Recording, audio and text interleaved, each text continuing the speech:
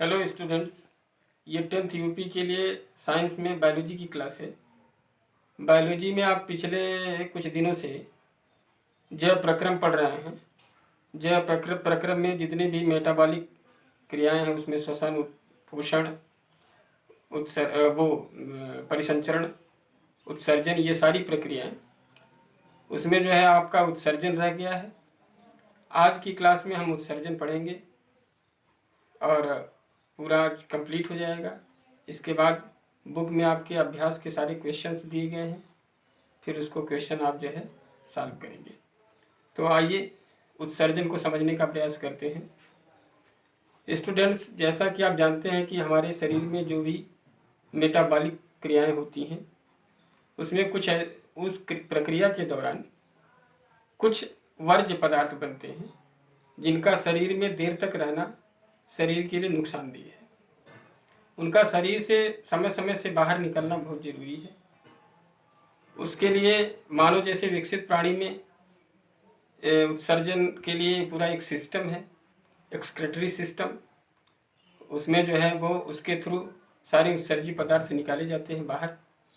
तो कहने का मतलब ये हुआ कि शरीर में मेटाबॉलिक प्रक्रियाओं के दौरान बनने वाले वर्ज्य पदार्थों को शरीर से बाहर निकालने की प्रक्रिया ही उत्सर्जन है। मनुष्य का मुख्य उत्सर्जी अंग किडनी है, वृक्क। वो जो है इस निस्यंदन का कार्य करता है, छनाई का कार्य करता है। और मनुष्य के शरीर में एक जोड़ी किडनी होती है, वृक्क होता है, जो सेम के बीज के आकार का होता है। और हमारे शरीर में सारे ब्लड से जो है वो मूत्र को छान करके मूत्राशय में इकट्ठा करता है और समय समय से उसको बाहर कर देता है। इसके अलावा मानव शरीर में और भी उत्सर्जी अंग हैं, जैसे त्वचा। त्वचा में श्वेत ग्रंथियां होती हैं जो पसीने का स्राव करती है। आंत है, आंत भी उत्सर्जन का कार्य करती है। फेफड़े हैं, वो भी उत्सर्जन का कार्य करते हैं। और यकृत भी एक उत्सर्जी अंग की तरह कार्य करता है। तो ये मानव उत्सर्जन तंत्र के अंतर्गत सारी चीज़ें आती हैं। इसके अलावा पौधे भी जो है उत्सर्जन करते हैं। पौधों में मानव जैसा विकसित उत्सर्जन तंत्र नहीं होता है, लेकिन वो प्रकाश संश्लेषण की क्रिया में ऑक्सीजन निकलती है, तो वो भी एक उत्सर्जी पदार्थ है। पौधे पत्तियां, जब पतझड़ का मौसम आ जाता है या समय समय पर पत्तियों को गिराते हैं, वो भी एक उत्सर्जन का कार्य है। इसके अलावा वाष्पोत्सर्जन की क्रिया में अतिरिक्त जल की जो हानि होती है वो भी एक उत्सर्जन का कार्य है। इसके अलावा रेनिन और रेजिन और गोंद के रूप में भी पौधे अपना उत्सर्जी पदार्थ अपने शरीर से निकालते हैं। तो वृक्क का चित्र आप देखेंगे और कैसे जो है वो निस्यंदन का कार्य करता है वृक्क, इसको समझने का प्रयास करेंगे। तो आइए चित्र के माध्यम से इसको समझने का प्रयास करते हैं। ये देखिए मनुष्य की किडनी है, वृक्क जो है। अब ये आपका बायां वृक्क है, ये दायां वृक्क है। बाईं वृक्क सिरा है और इसके बाद महाधमनी है जो रेड कलर में आपको दिखाई दे रही है। इसके बाद ये जो है महाधमनी है जो रेड कलर में दिखाई दे रही है। जो ये है ये महाशिरा है। और ये आपका मूत्राशय है, ये मूत्र मार्ग है जिससे समय समय से मूत्र का विसर्जन होता है। तो ये आपकी पूरी धमनी है, इसको फोकस करिए और चीज़ों को समझने का प्रयास करिए। मानव के उत्सर्जन तंत्र में एक जोड़ा वृक्क, एक मूत्र वाहिनी, एक मूत्राशय तथा एक मूत्र मार्ग होता है। वृक्क उदर में रीढ़ की हड्डी के दोनों ओर स्थित होते हैं। वृक्क में मूत्र बनने के बाद मूत्र वाहिनी में होता हुआ मूत्राशय में आ जाता है तथा यहाँ तब एकत्र रहता है, तब तक वहाँ इकट्ठा रहता है जब तक मूत्र मार्ग से यह निकल न जाए। मूत्र बनने का उद्देश्य रुधिर में से वर्ज्य पदार्थों को छानकर बाहर करना है। फेफड़ों में कार्बन डाइऑक्साइड रुधिर से अलग हो जाती है, जबकि नाइट्रोजनी पदार्थ जो है वर्ज्य पदार्थ जैसे यूरिया या यूरिक अम्ल वृक्क में रुधिर से अलग कर लिए जाते हैं। यह कोई आश्चर्य की बात नहीं है कि वृक्क में आधारी निस्यंदन एकक फुफ्फुस की तरह ही बहुत पतली भित्ति वाली रुधिर केशिकाओं का गुच्छ होता है।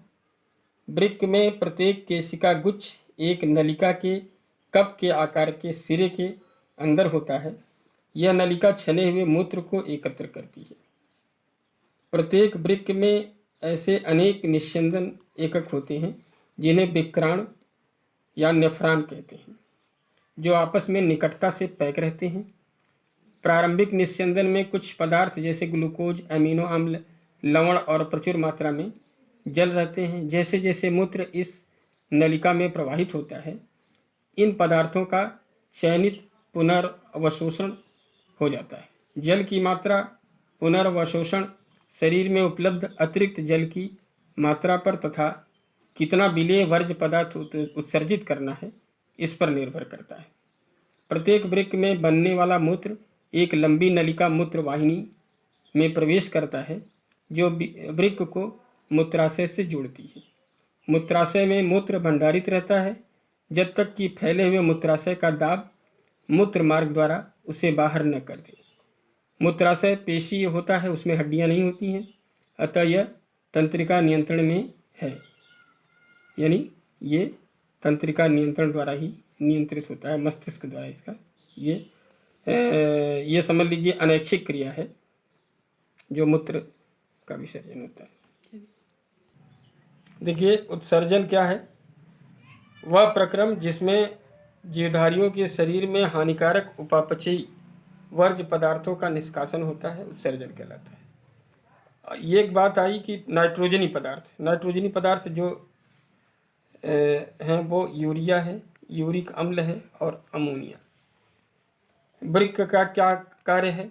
यह हानिकारक पदार्थों का नियंत्रण करता है, परासरण नियमन बनाए रखना इसका काम है, और शरीर में जो है समस्थापन स्थापित करता है, यानी शरीर के तापमान को नियंत्रित करने का काम करता है।